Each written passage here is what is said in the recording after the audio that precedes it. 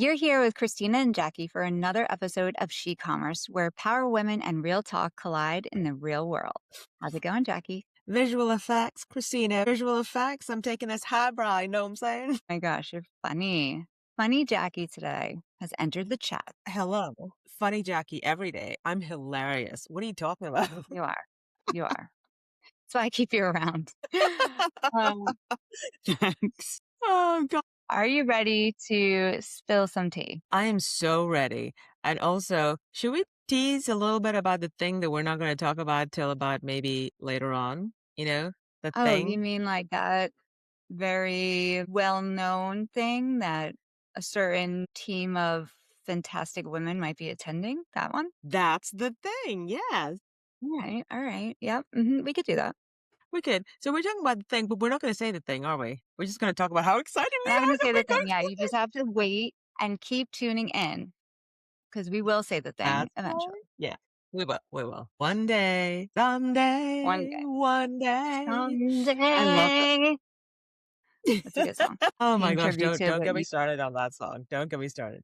All right, Christina, spill me All some right. of Cool. that fine Darjeeling. So these are things we can talk about. So this week's tea is giving brand stretch and sweet treat strategy. So first up, we have Jill Kress stepping in as CMO at Babylist. And I think the headline here isn't just about that leadership move, which it's a big leadership move and congrats to Jill, but it's also a big positioning move. We know that Babylist has tons of love. I remember using it when I was having my girls. People are loyal to it.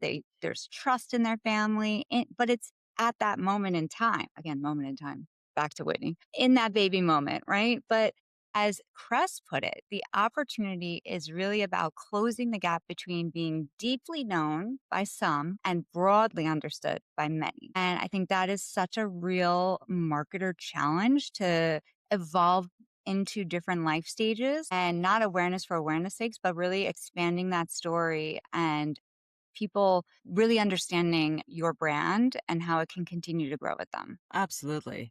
Such a fantastic move. And every time that we go through this, by the way, Christina, and I know you're going to talk about one more as well, but Yeah. every time we go through this, I get so energized by these, to use a phrase that we have as part of our brand story, these power moves by women or for women, I should say. It's just, it's heartening, you know? For sure. Yeah. So congrats to Jill. And then over in CPG land, we have The Real teaming up with Good Humor. So if you don't know For Real, it's like, I would say, I know them for their milkshakes and they have these little machines in convenience stores. And honestly, it's like one of my guilty pleasures, especially the mint chocolate chip ones. I love it. When I see a For Real machine, I'm like, yes, because they're not everywhere. But it feels like such a fun find when you do find one. So it's very fun, smart, a little bit dangerous if you're trying to, not snack. But this one is screaming convenience meets iconic brand equity of the Good Humor brand. So it's very playful, it's experiential because you get to create the mix.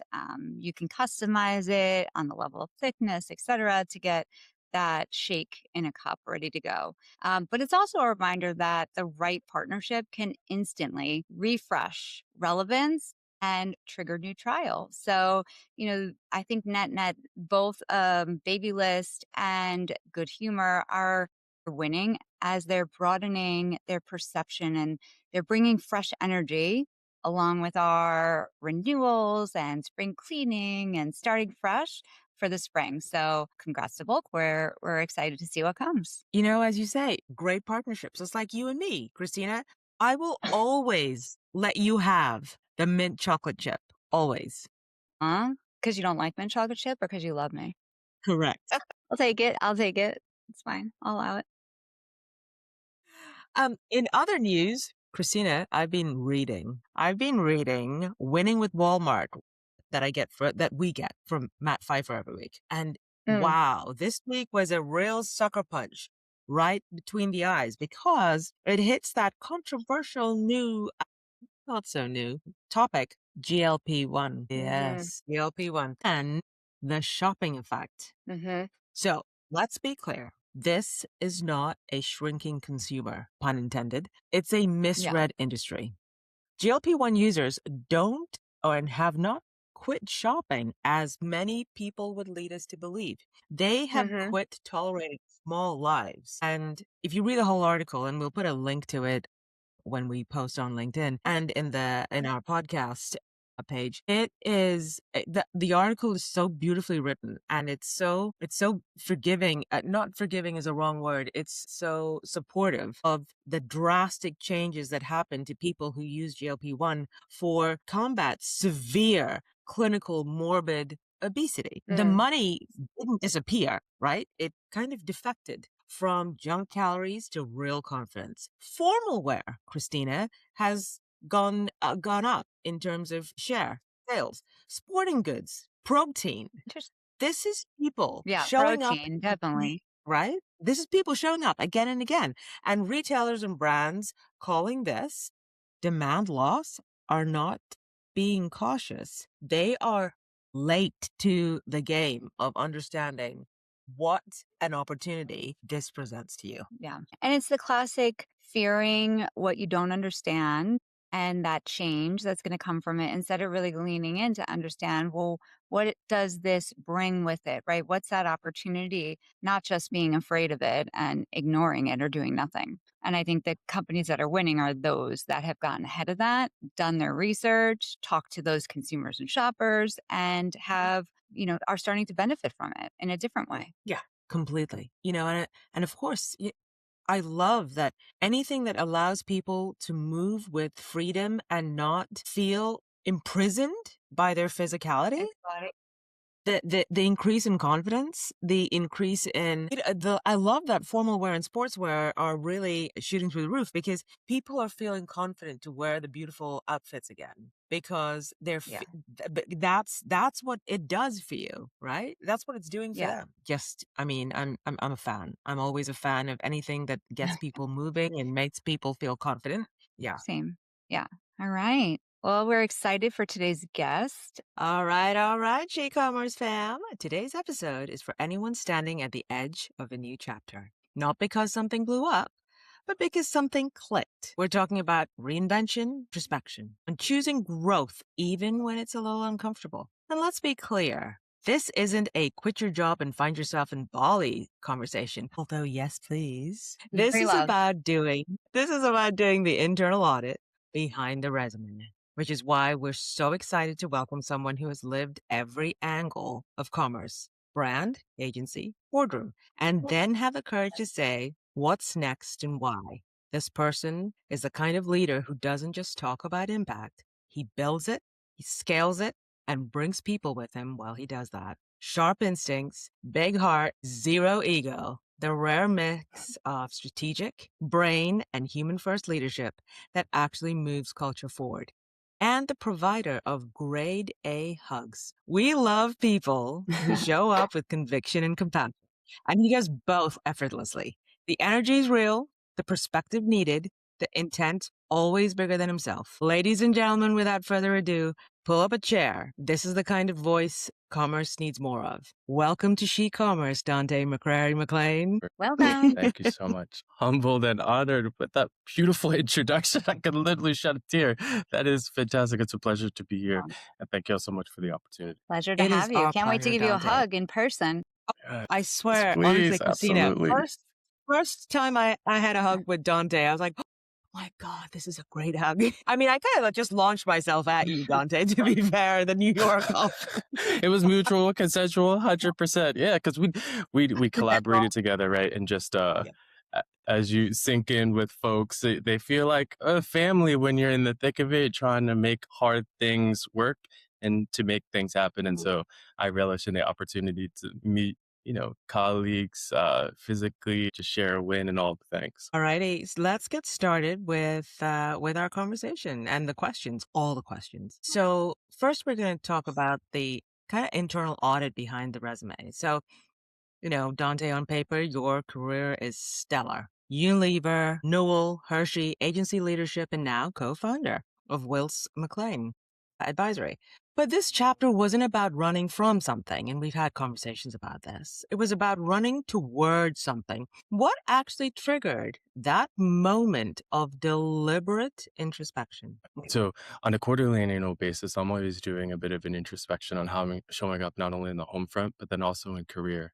And by way of my background leading and growing and developing tools and teams and capabilities on both the brand as well as the agency side, I knew that I was coming up on a pretty critical annual cycle of a 3-year mark. And I looked inward to ask myself several questions, including, am I learning? Am I growing? The energy and effort required, and the types of skills, not only from a technical perspective, but also soft or what I like to call essential skills that I am nurturing throughout said organizations with the people that I am surrounding, as well as the clients and or customers that I'm serving externally. Much what also comes with that is, the financial aspect associated with it, and just what perhaps the hunger is and the curiosity for doing something different. And so it's a mix of all those questions and intentional frameworks, and ones to which are not only isolated to my own brain and having some of this contemplation, but it's also using a network of folks by way of friends and family to mentors and those that I regard within my own personal board of directors to keep me in check. And so it's a combination of all those things and more that led to the introspection from me considering going from one side of the industry to the other in these different iterations of career that I've created thus far. I love that you have a personal board of directors, and we've talked about this previously. Tell me though, if out of from both your perspective as well as with your board, what were the really uncomfortable questions that you asked yourself Mm, before you made the pivot? yeah. Some of the questions included the likes of, quite honestly, the pace and the input that I was contributing into work. And so, I regard myself as a reformed perfectionist in that I had, and to a degree still, but no issue with putting in 150 to 200%, particularly if it's a meaty problem to be solved. And I'm quite interested in into the thick of it. But there does become a depreciating point and a point to which you've got to take a little bit of a pause and recognize, how am I using my time in the very finite resource of time that we have within this cycle of life? And how much is being attributed to the work front versus how much is maybe being attributed to, life outside of work, including perhaps partnership and marriage, to kids in some instances, to parenting parents, to community involvement, to supporting the next generation. And so that was a hard question and really audit and assessment that I did looking inward with respect to career. How am I showing up? How much time and investment is that versus some of the other aspects as navigating, again, changing home and personal dynamics and showing up for others, and making sure that I can do it in a fuller capacity with mental health at the forefront of that. And so that was a really tough area to scrutinize. Another area to scrutinize, really the financial aspect associated with it, and the tipping point to which, the next dollar provides that either excitement and or normalcy or joy and or perhaps it's a bit fleeting, because with next levels of promotions becomes the next levels of responsibilities. And so that was also just a hard area to scrutinize. So I'd say from a time perspective as well as the financial aspects. But then last but not least is just what gets you excited, those gainers and drainers with respect to energy as you close your eyes and you are with oneself as you sleep. And then when you wake up, what's going to give you that jolt aside from discipline and having processes and rigor to be able to push you forward. And I think oftentimes we discount listening to some of those points of contemplation in the middle of the night or when we are rising up for bed and pushing through some of that resistance. And so it was a mix of all of that and more. It is hard though, isn't it? To give up that safety net. If you don't have something to fall back on, that safety net is a huge deal. I'd like to Yeah. pivot at this point. I'd like to pivot. Hmm. I love that you always talk about family. You bring family into your conversation right from the start. And you talk openly about your mom and your upbringing, two working parents, which is fabulous, two blended leadership styles, and navigating serious illness early in life. How did that shape the leader that you are? Yeah.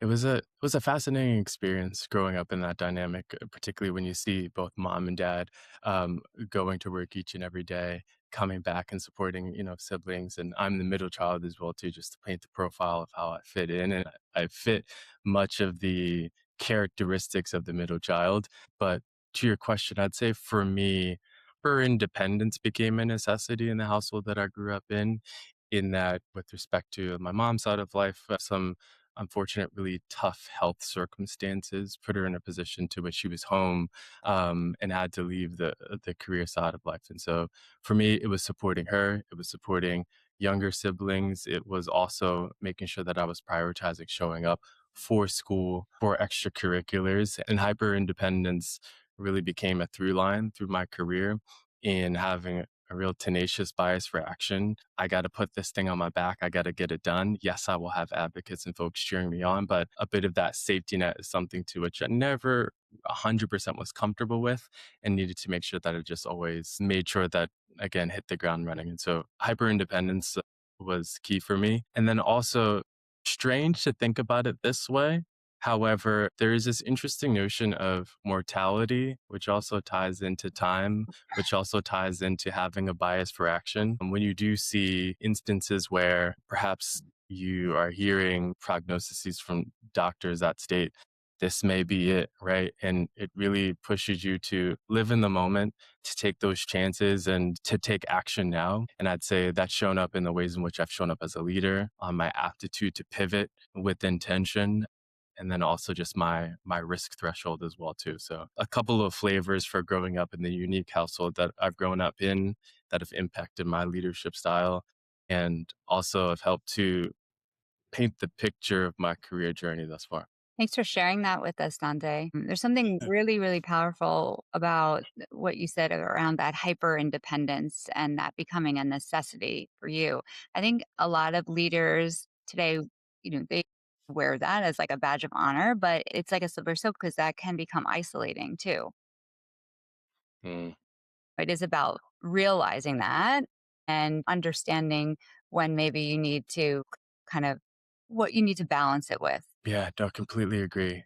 And with that, I'd say the balancing act, it comes with oftentimes just having to make a decision and committing to a decision. Yes, we want to wear some of these aspects of hyper independence as a badge of honor, but also we've got to remind ourselves to let others in. We've got to remind ourselves that it's not always us that has to make the final call. And we also don't want the hyper independence and the ruminations or contemplations in our own mind to hold back the collective. Hey, we're not making decisions because I can't put my next foot forward because I'm factoring steps A through Z 1,000 times over. And so that is a practice and an intentional action that I've got to take sometimes when I do get in that mindset. And it's something to which I tell leaders all the time is you don't have to do everything on your own. And also it's probably not beneficial for you, for the org, and for the culture that you're seeking to build. In terms of being able to show up physically and fiscally for your family whilst being in the midst of corporateness, how did that tension influence your bias for action, given that you also stated that mortality was a driver for you in terms of being in the here and now? Gotcha. Yeah, for me, particularly early career, one of the things I had to push through was ensuring that I didn't let that be a barrier for career ascension, i.e., being comfortable with taking the next opportunity, which oftentimes required a little bit of a corporate relocation, which required taking a stretch assignment. I recall in the earlier days as one to which put myself through university and studying abroad and many of those experiences where I would contemplate, should I relocate to Northwest Arkansas because that will put me miles away from home in a community to which I didn't have family and friends readily available. And so I would have to start from base and it would be, an experience to which is fully grounded in this is the job and I need to really cultivate all that from scratch. And I'd inquire with my family their comfortability with that. And I appreciate them for many reasons, but particularly in those instances where I went back and forth with them saying, yes, we've got this, planes are readily accessible, because those areas to which I was in environments where I was uncomfortable and needed to grow to become comfortable have helped my career trajectory tremendously. And I've done that multiple times living in, Northwest Arkansas, supporting and doing all the rounds in terms of Walmartville to headquarter locations in and out of New York to global assignments in South Africa to living in Wow. Chicago to other experiences leading North American, South America related e-commerce development and learning new languages of Spanish and Portuguese and negotiating in different languages. Much of that was grounded in the likes of, yes, I do want to stay present and to support the folks that are closest to me, but I don't want the physical proximity to be a barrier for career ascension. Let me make sure that we're on the same page. They say yes, I say yes, and I'm going to go full throttle on it to make sure that that risk has the reward for not only me as an individual from a career perspective, but me as an individual and taking all those diverse experiences and the financial benefits to your core question and being able to provide that back to family, provide that back to community. And so that's how I've seen all those benefits come to fruition. But you got to get uncomfortable and grow comfortable in the discomfort. I love that. So true. And I think that, people are uncomfortable being uncomfortable. So it's easier said than done, but Mhm. you really have to lean into that to find the growth, like you said. In prepping for this, you mentioned and you talked a lot about trust as a currency, and we're obsessed with this idea. And I think it is the new currency. And as you think about your board of champions, which we also love,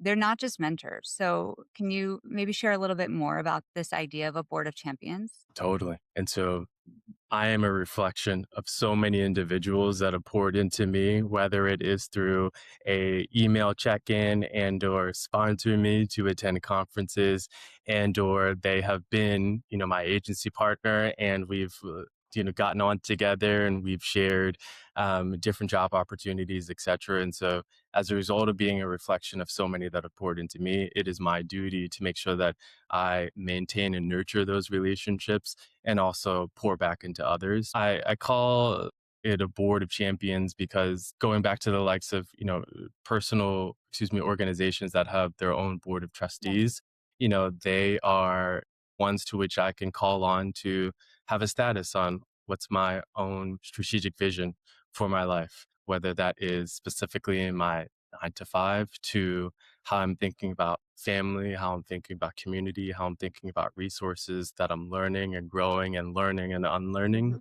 And so it's an amalgamation of those that I've been to school with, prior managers, prior leaders of all the different organizations, individuals to which either are like-minded and or have a very different perspective of navigating life that I've met through conferences, Mhm. etc. I make sure that they consent to and are open to being a part of what I call this board, this personal board of directors. And I do have mechanisms that I am disciplined about to make sure that they know that I'm keeping them informed at minimum. It's quarterly check-ins, right? Via email or perhaps a virtual call, or perhaps we get the opportunity to see each other physically. And it touches on what have I been doing? What have I been learning? What have I been unlearning? Resources, whether it is podcasts, books, etc., things that I'm stretching into, things perhaps that I could use a second or third point of Mhm. view. And all of that and more is how, this core tenets of how I keep them informed. And then just as much as they impart with their perspectives, I keep the floor open to understand the same things back from them such that we can nurture and then expand the impact. Super, super intentional. I think it's extremely valuable and it's a way of working that I picked up from some great mentors in the past. And the last but not least, with respect to a board of directors is also just it prepares one for being, in my opinion, working for an organization, a really strong intrapreneur and then, if interested in pursuing, founding one's organization, a really strong entrepreneur as well, because you're practicing the skills of constantly learning, communication, building, and networking, which are really just the best skills possible for navigating a long term career. Yep, let's call out something real quick too, Dante. You know, when you talk about champions, not every champion is for every season, right? So Mm-hmm. how do you release people from that board without burning bridges? Now, this I gotta hear. Yeah, it can be as direct as shifting or indirect as shifting the cadence of the reach out. And so perhaps it's not on a quarterly basis, perhaps Mm. it is on an annual basis. It could also be as you are engaging with them and shifting perhaps the conversation from like professional inquiries to personal inquiries and them not budging or responding accordingly and just being and accepting, okay, with maybe that's the limits of the engagement with said individual. But I'd say it's having and crossing that threshold of where you think they can help you.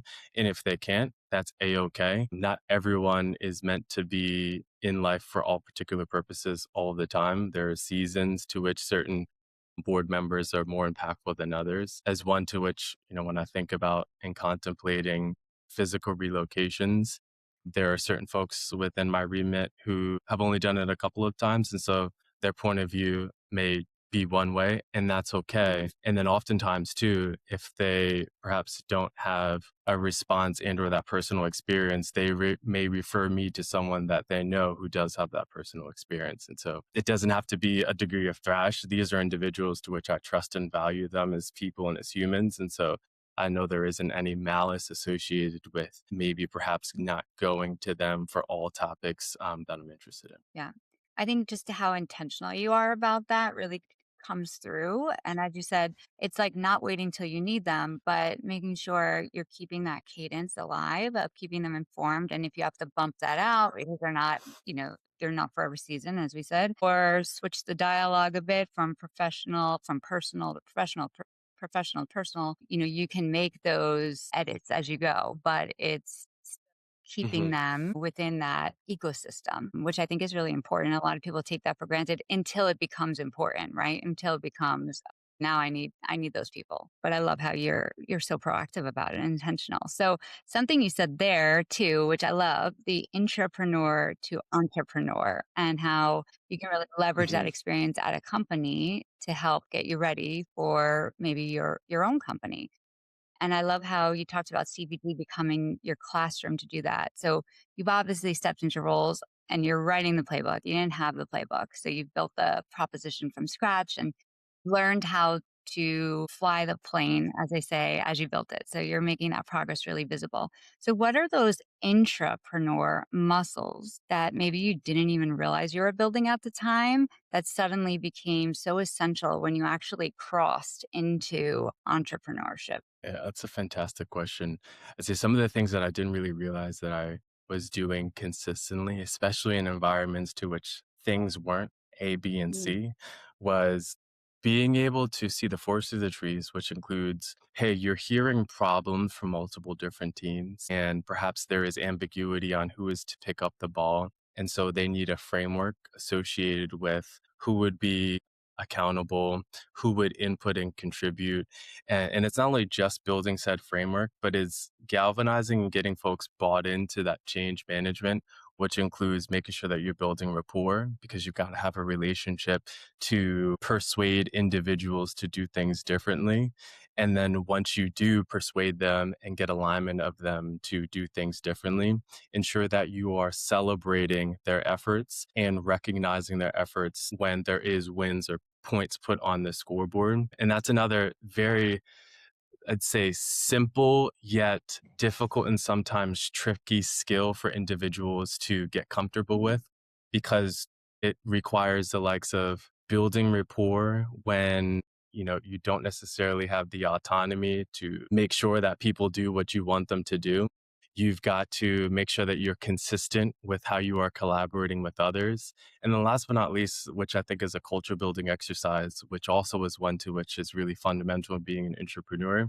It is celebrating those wins and those fail forwards. Oftentimes when you're doing things differently, you're going to have things that don't pan out really well. And you also want to make sure that when you are asking people to do things that are outside of their remit, that you are thanking them loudly and proudly as well. And I think that's an underserviced aspect of being a leader and a critical aspect of being an entrepreneur as well. Because once you get that consistency of hey, I've done something different, I see the impact, and I'm celebrating accordingly, they then are more receptive to continuing to input to push the org forward as a result.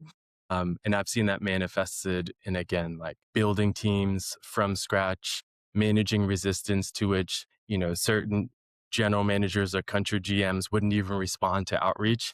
And you had to fly down, take them to lunch, get into the mindset and understanding of what their realm of responsibility is, what they're excited about, get an understanding of the fears and the pain points and what would be that point of resistance. And then utilizing that intel with your own intention to support their problem and bringing them along the journey. And so it's many of those muscles that I stretch as an entrepreneur, which perhaps inadvertently inspired the entrepreneurial pathway. Because once I did make the intentional decision to pivot and I took a step back, I said, oh, well, I've been doing this for a while. Just to, call it branded differently, but I can rock out in this new space. And so that's been my journey thus far. And for the women listening, Donte, who are inside these huge organizations right now, itching to build, what should they Mm. be practicing before they leap? Fantastic question. I'd say an insatiable curiosity for how things work, not only with your existing remit, but the secondary and tertiary remits around you.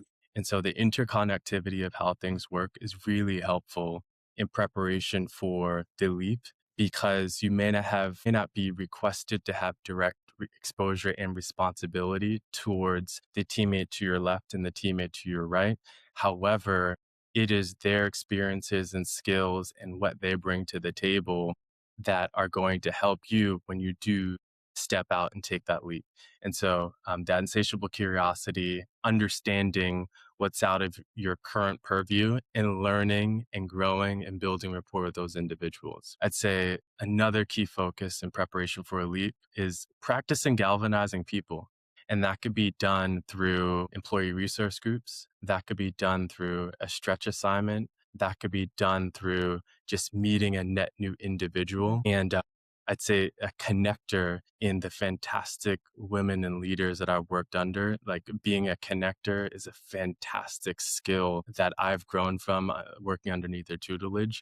And I'd say that it's another avenue that I would intentionally practice in preparation for a leap is how are you growing? How are you galvanizing people? And then going back to the first point, how are you understanding the ecosystem of those around you so that you are ready for that leap? That's a fascinating insight. Thank you. Things to live by, ladies and gentlemen. We're going to pivot slightly where you've talked about consistently using proximity to power to widen that door from Enactus at Unilever to Brabham, AEF, Halcyon, and board service. What feels different about mentoring and developing early career talent now, especially post-COVID, mid-AI panic, and during a moment where DEI commitments are being quietly walked back? Yeah. I'd say what I'm seeing and experiencing as different for being an ally and showing up for the next generation of leaders is, to your point, how explicit one can be with the intention to support or perhaps underserved communities. And so there is a balancing act that one has to navigate by way of adjustments that have happened within the context of the US over the last couple of years. And that doesn't mean that we don't do the work to ensure that we are having a diverse set of voices and experiences at the table and nurturing them. It just adjusts the ways in which we extend our hands to ensure that we know that they are here, and then making sure that they are supported in those rims where they don't necessarily have the proximity in this current moment. And so for me, it's done through much like the organizations that you've summarized, through being a mentor for organizations like Braven, who facilitate an environment and a lot of rich resources, including mock interview training for the students within their pipeline, to a passion of mine. And I see myself in a future iteration as a professor, but it's really being and getting more ingrained within the classroom experience through guest lecturing and bringing the, call it, real world application and or experiences of being in the field to supplement their curriculum and engaging in that Q&A, because it's not just, hey, I've built brands which ties to, what you read in chapter 5, but it's how I navigated these systems in my unique identity and some of the ways in which I need to flex differently to ensure that I am heard, to ensure that what I'm offering up is perceived as valuable, and then I can meet people around to take a plan on a page and drive it to action. And it's those intangibles where I found it really critical that I need to be more out front and more direct in person and or virtually with these other orgs, and recognizing that there is a difference in what career development and support looks like for underrepresented peoples in today's climate. I mean, that is true allyship. It's not performative, not loud, but again, the throughput for me is how intentional you are and precise, and I love that. And you're so eloquent too. Such a soothing voice. I appreciate it. I appreciate it. And again, bear with me with the allergies of it all. And thank you for recognizing that, not performative. I truly feel, and I said it prior, that I am a representative of so many Mm. people that have took a bet on me, that have seen me. And, I was a bit of a shy kid and in the background and to a flipping point in mid-teenage. And so folks may not perceive that, but it is because there were either high school counselors and or those in universities and in the corporate environment that recognize my desire and hunger to support and to learn and to input the sweat equity. And so it is truly my duty to ensure that I'm being a servant leader Mm. to those that are up and coming, and particularly those that may not have the direct access to said mentorship structures that had the moniker that I was afforded, like true visibility. Hey, this is for me. I need to make sure that I'm visible and there for said folks. And so honestly, it's like my alma mater's byline is educate for service. And that's precisely what I seek to do as a leader. Amazing. And Donte, as someone who's been in the room with you multiple times when we were working on projects together, it shocks me that you said you were shy because you have always been so incredibly intentional, so inclusive, and so collaborative with every Mm. single person in that room, whether virtual or physical. You have always been a force that brings people together, not loudly, not aggressively, just quiet warmth and inclusion that you don't realize until you actually think about it. And that is one of your biggest superpowers. Yeah. Thank you. I received that. I appreciate it. All right, we're going to pivot to a lightning round, have a little fun. So, we're going to ask you some questions. You want to hear what comes first to your mind. Don't overthink it. So, and short. So, what's a belief you had to unlearn? Everything needs to be figured out by X time. Time is flexible. It is A-okay. I definitely needed to continue to unlearn that. Yeah. Love it. A risk you'd take again in a heartbeat. I'd say all of my corporate relocations I would do again. And then particularly the pivot that I orchestrated from operating and working on the brand side of the commerce field to the agency side, I have fundamentally, as a person, as a leader, as an empathetic leader for said vendor partners, etc., have grown tremendously. And so I do that again in a heartbeat. Yeah. It's always great to have that perspective to walk in their shoes, right? And bring that somewhere with you. Hundreds. Yeah. How about a skill commerce leaders underestimate? I'd say it's a soft, or what I like to call essential skills of storytelling. And so now more than ever within the commerce landscape, by way of the democratization of AI tools to data suites to the scrutiny of KPIs and even just the methodologies associated with determining what is incremental ROAS and incremental sales or not, the ability, by way of the access to so many different data suites, the ability to distinctly distill down what is the goal, what am I doing about it, and how am I informing or optimizing and or letting folks know what I'm doing about it on XYZ cadence, such that there's assurances that we are reacting accordingly, i.e. storytelling. That is a skill that commerce leaders should continue to finesse and again, easier said than done, but that I'd say is a core one. Second that. And what about a habit that grounds you during uncertainty? I'm a big proponent of ensuring that both mental and physical flexibility and exercise are there. And so for me, I've been practicing hot yoga for quite some time. And so that's extremely helpful for me, as well as meditation. I think that's why folks really take a liking into the likes of my calm confidence and the ability to listen, distill, understand, and act accordingly, in a way which there isn't, this jolt of, and perhaps this jolt of, let's just do it now. So those are the activities that I do regularly, and it keeps me at ease. I feel like it's working because I'm like more calm going through this conversation with you and hearing how you talk. It's working. Keep it going.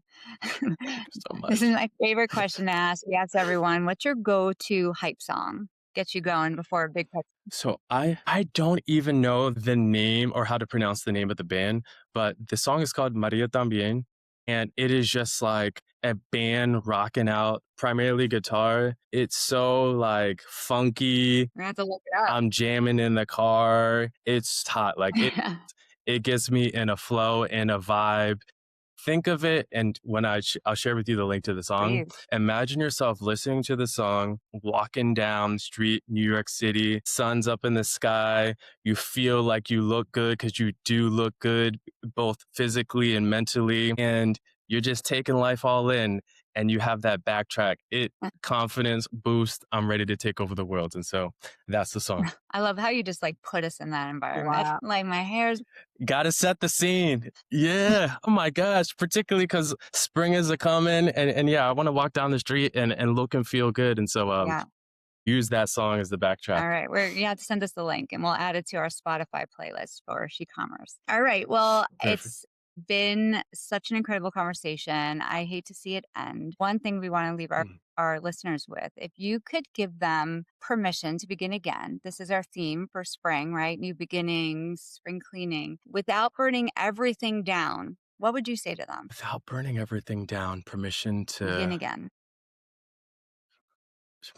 begin again. I'd say do it. I'd say most decisions in life are not fatal. And as a result, it is a-okay to reinvent oneself, to wake up with the blessing of having the opportunity to wake up and to live another day and to start something new, to reassess and adjust one's opinions and perhaps rhythms and disciplines and habits. And it doesn't have to be a monumental, hey, I am dyeing my hair, towards I am on this rigorous diet. It can be a micro change to get you into the habit of adjusting one's lifestyle and perception of career and or how you want to show up as, a parent, etc. And so I'd employ folks to remember that most decisions in life truly are not fatal, and that a change does not have to be you completely turning over a huge chapter. It can be a page, because a page then becomes 10, and then 10 becomes a chapter, and then chapter becomes a book.